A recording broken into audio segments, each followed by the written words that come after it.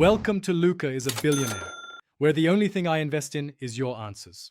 You start by confirming the amplifier has stable power and the source is sending signal. Turn on the unit and verify supply rails with a meter.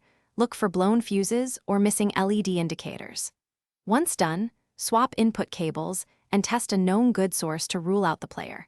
Make sure speaker connectors are solid and measure impedance to ensure they match the amp rating, because mismatched load or open wiring is a common reason for low output. Now trace the signal through the amp so you find where level drops. Probe after the preamp and after tone controls.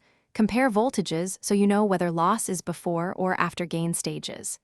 Inspect electrolytic capacitors visually and with ESR meter, because failing caps reduce gain and low-frequency output. Clean and exercise all pots and switches and check relays or muting circuits. Intermittent contacts can choke the signal. If available, use an oscilloscope. Finish by repairing identified faults. Replace bad caps, reflow suspect solder joints, and set bias and gain to service specs. Once repaired, verify DC offset is within range and run a low-level tone to confirm clean full-range output. Reconnect speakers and compare with a reference amp to ensure proper volume. If the problem persists after repairs, isolate the preamp by feeding its output into a known good power amp. This single troubleshooting step quickly tells you whether the preamp or power section still needs work.